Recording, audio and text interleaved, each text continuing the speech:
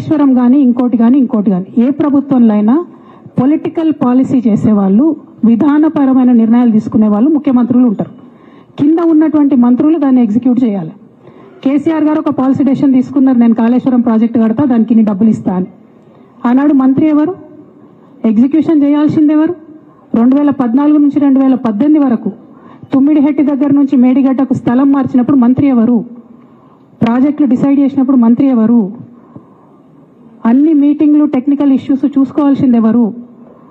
ఇవన్నీ రేవంత్ రెడ్డి గారు మాట్లాడారు. నేను మొత్తం అసెంబ్లీ స్పీచ్ చూడరు మీరు, వీళ్ళ మ్యాచ్ ఫిక్సింగ్ అనేది మీకు తెలిసిపోతుంది. ఏం మాట్లాడరు ఆయన.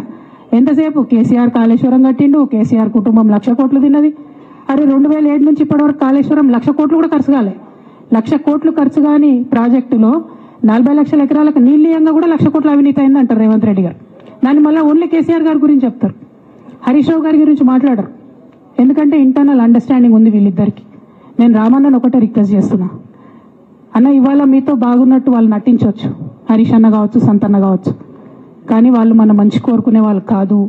వాళ్ళు తెలంగాణ ప్రజల మంచి కోరుకునే వాళ్ళు కాదు. వాళ్ళు కేసీఆర్ గారి మంచి కోరుకునే వాళ్ళు కాదు.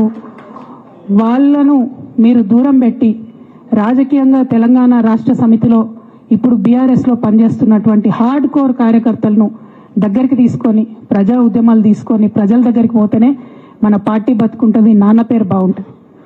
ఇవాళ నాన్నకు సిబిఐ అనేటటువంటిది వచ్చిందంటే అది కేవలం హరీష్ రావు గారు, సంతోష్ రావు గారి అవినీతి వల్లనే వచ్చిందని మళ్ళొకసారి నేను గంటాపదంగా చెప్తున్నాను.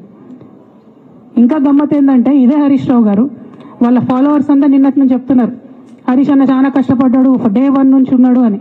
డే 1 నుంచి లేడండి. చాలా మంది రిపోర్టర్లకు తెలుసు, సీనియర్ రిపోర్టర్లకు డే 1 నుంచి లేడు. పెద్ద సారు టీడీపీ నుంచి బయటకు వస్తుంటే మామయ్య మనకెందుకు, డిప్యూటీ సీఎం మనం ఎందుకు రాజీనామా చేయాలి, ఈ ఉద్యమం ఏమవుతుందో, ఈ పార్టీ ఏమవుతుందో మనకు రిస్క్ ఎందుకని ఆనాడు ఈనాడు పేపర్లు వచ్చింది.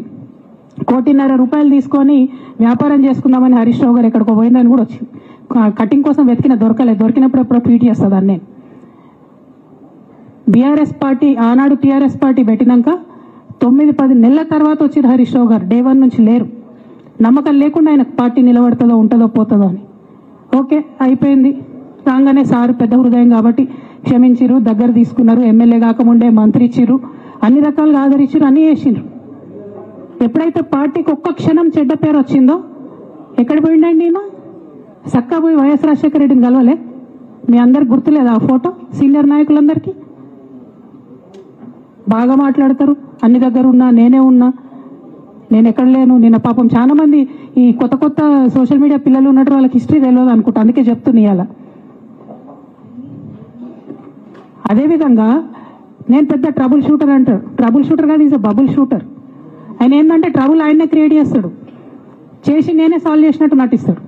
నేను లేటెస్ట్ ఎగ్జాంపుల్ చెప్తా పట్టురు. నేను మొన్న దాసోజు శ్రవణ్ అన్న ఎలక్షన్ ఎమ్మెల్సీ ఎన్నికలలో బీఆర్ఎస్ పార్టీ డిసైడెడ్ ఒకటే క్యాండిడేట్ని పెడదామని.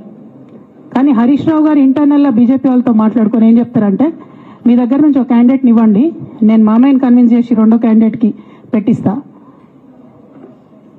అంటే he wants to create a trouble. ఈ క్రైసిస్లో ఆల్రెడీ మన పార్టీలోకి వెళ్ళి 10 మంది ఎమ్మెల్యేలు వెళ్ళిపోయినాక, 38 మందిలో 10 మంది పోయినాక నువ్వు ఇంకో సెకండ్ క్యాండిడేట్ని పెడితే ఎంత కన్ఫ్యూజన్ అవుతుంది? ఎవరెవరు ఎటెట్ ఓట్లు వేస్తారు? అంటే హార్స్ ట్రేడింగ్కి ఈయన ట్రబుల్ షూటర్ గారు ట్రబుల్ ఓపెన్ చేస్తారు అన్నట్టు. నాకెందుకో లక్కీగా ఒక బీజేపీ ఎమ్మెల్యే గారు ఫోన్ చేసి, అక్క మరి పెద్దసారి పర్మిషన్ ఉందా హరీష్ అని ఇట్లా అంటున్నారంటే, నేను డైరెక్ట్గా పెద్దసారికే ఫోన్ చేసి నాన్న మరి ఇట్లా అంటున్నారు, మనం సెకండ్ క్యాండిడేట్కి పర్మిషన్ ఇస్తారంటే, nothing doing, only Shravan will get elected, ఎవరు చెప్పారు మీకు అన్నారు. అంటే నేను ఆ విషయం వెంటనే అటువైపు కన్వే చేసిన, లేదండి మాకు అట్లాంటి ఆలోచన లేదు. ఎందుకు ఈ రీసెంట్ ఎగ్జాంపుల్ చెప్తున్నా ఇవాళ అంటే, హరీష్ రావు గారు ట్రబుల్ క్రియేట్ చేసి ట్రబుల్ని మాఫీ చేసినట్టుగా ప్రయత్నం చేస్తారు. బీఆర్ఎస్ కార్యకర్తలందరికీ నేను నా తమ్ముళ్ళకి రిక్వెస్ట్ చేసి చెప్తున్నా, మా చెల్లెలకు రిక్వెస్ట్ చేసి చెప్తున్నా, మీకు పెద్ద స్థాయిలో జరిగే అన్ని విషయాలు తెలియకుండా అందరూ మన వెల్ విషర్స్ అనుకుంటారు. అది మీ తప్పు కాదు, ఎందుకంటే కేసీఆర్ సార్ అంత ఓపెన్ మైండ్తో ఓపెన్ హార్ట్తో ఉంటారు కాబట్టి బీఆర్ఎస్లో అందరూ అట్లే ఉంటారు అనుకుంటారు. కానీ చాలా మందికి చాలా హిడెన్ ఎజెండాస్ ఉన్నాయి. ఒక పక్క కాంగ్రెస్తో కలిసి ఉన్నారు, ఇంకో పక్క బీజేపీతో మాట్లాడుతున్నారు, ఎటు ఎవరితో అవసరమైతే అటు మాట్లాడుతున్నారు. అదేవిధంగా 2018 ఎన్నికలలో హరీష్ రావు గారు 20-25 మంది ఎమ్మెల్యేలకు ఎన్నికలలో అడిషనల్ ఫండింగ్ ఇచ్చారు, పార్టీ ఇచ్చింది కాకుండా. ఏడికేళ్ళు వచ్చినాయి హరీష్ రావు గారికి అన్ని డబ్బులు? 100% కాళేశ్వరంలో జరిగిన అవినీతి నుంచి వచ్చిన డబ్బులే. ఆయన ఆలోచన ఏం చేసిందంటే ఏమన్నా కొద్దిగా అటు ఇటు అవుతుందేమో రిజల్ట్, నా దగ్గర ఎమ్మెల్యేస్ ఉండాలని ఆలోచన చేశాను. నీకు అసలు అట్లాంటి ఆలోచన ఎందుకు వచ్చింది? నేను కట్టప్పలంటోని కేసీఆర్ గారి దగ్గర ఉండేటోని అంటావు కదా, నీకేం అవసరం వచ్చింది ఎమ్మెల్యేస్కి సపరేట్గా ఫండింగ్ చేయడానికి? ఎవరికి తెలియదు అనుకుంటారా? ఇది ఎవరు చెప్పారు అనుకుంటారా?